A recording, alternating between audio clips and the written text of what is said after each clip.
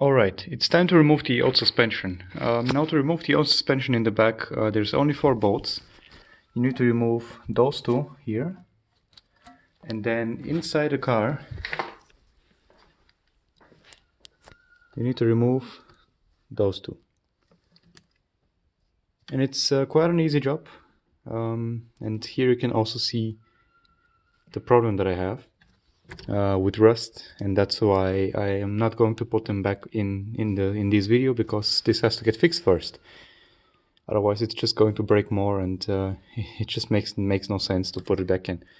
But for now we're going to take them out, rebuild them, and when this part is ready we'll just pop them back in, screw the 4 nuts back in, and then everything's right. Let's do it.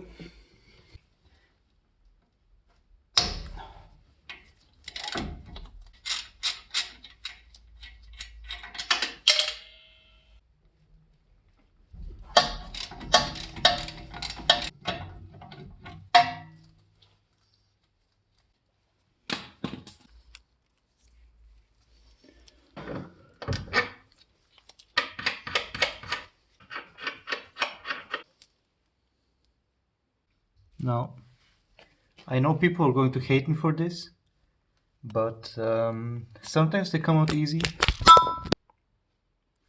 So sometimes what I like to do is just take a big old hammer and just kind of whack them out of there, because they're sometimes really stuck. And once they moved a little, like this one did, you can take one jack and then jack the car up a little bit until we get to the sweet spot where there's no tension on this bolt. And sometimes it's better to take the first one, the lower one first, and sometimes better to take the upper one first. It's just kind of trial and error, and until you get it right.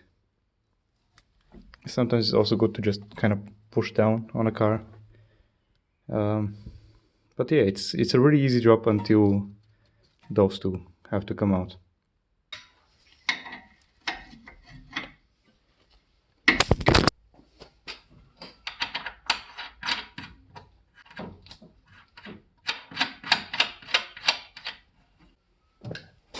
So I just added one of those bolts back on the top, so I can detach this from the frame.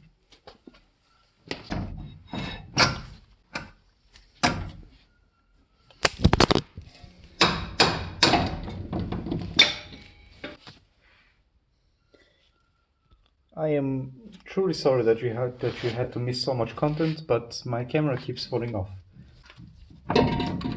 Anyways, I'm detaching the bolts again. Here we go. And now this thing just can pop out like this.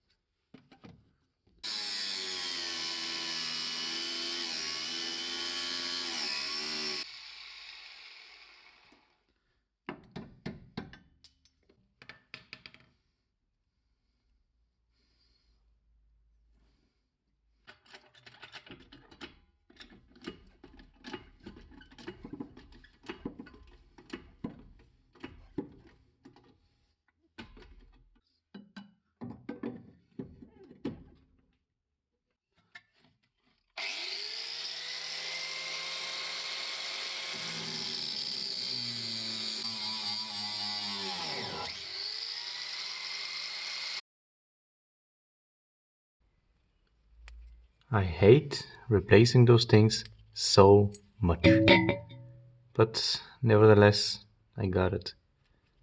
Alright, so here's the old suspension. As you can see, it's still kind of intact, but we're changing it anyways. So let's see what we got.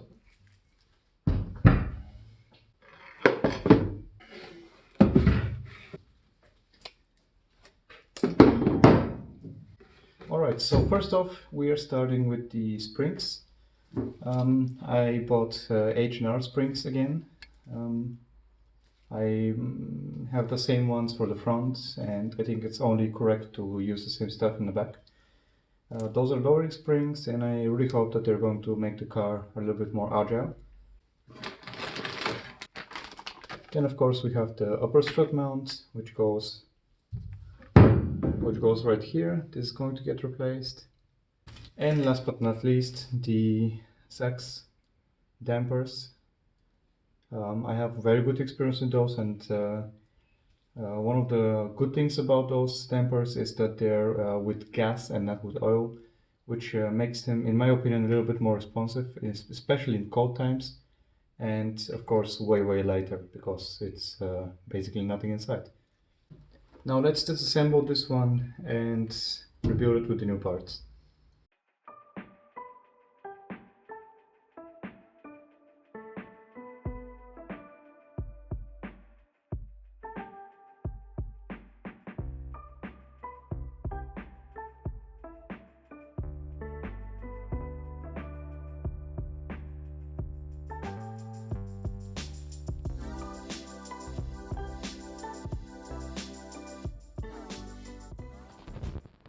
Alright, here we are. I was kind of hoping to be able to disassemble it and then assemble it back together in like 10 minutes. But sadly, this part is quite rusty, and I want to repair it first before it gets back on, and I don't have a replacement for this one, so I will have to first scrub this and then use rust converter, then some paint. Basically the same thing that I did with the brakes in the last video.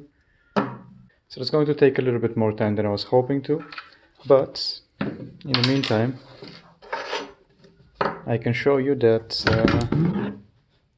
here the lowering springs from H&R, and as you can see, again, they're just as long as the original ones, but as we saw in the previous video, or in one of the previous videos, the suspension has more coils, which allows it to lower the car and make it a little bit more stiff.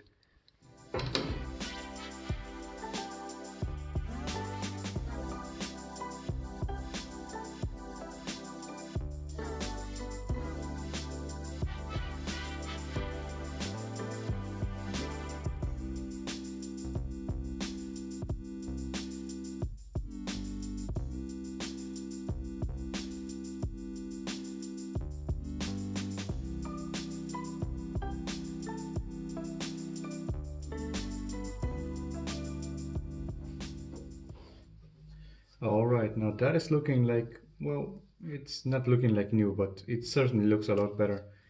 I'm going to cover this in rust converter now, and I'll let it sleep over the night, and tomorrow I'm going to paint it. Maybe I'm not even going to paint it, I think rust converter is going to be enough, and I can rebuild the suspension.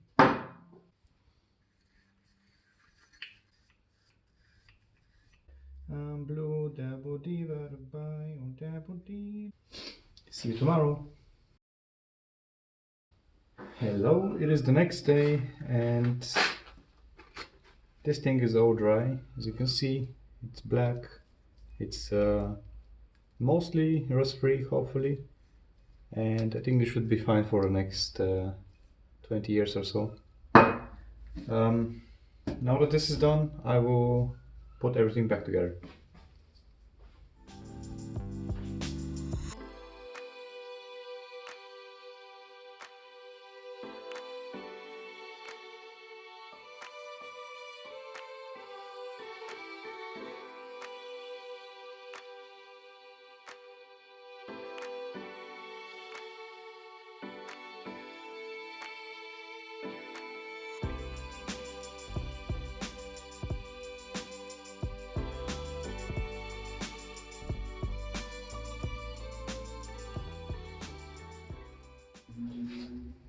Alright, and that's it. It's just that. You may have seen that I was releasing the spring.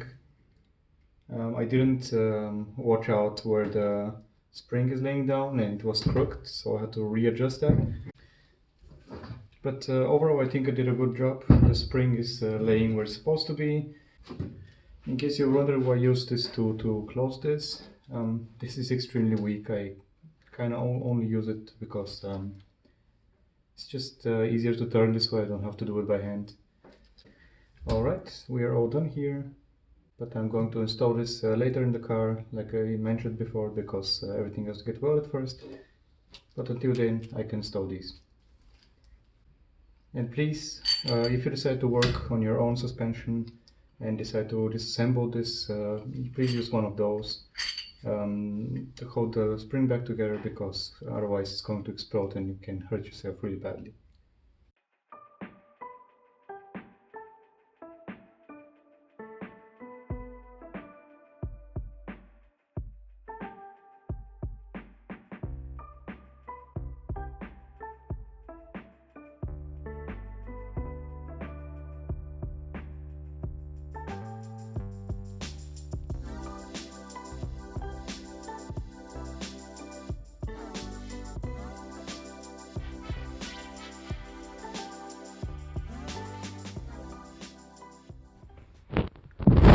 Alright, that is a job well done.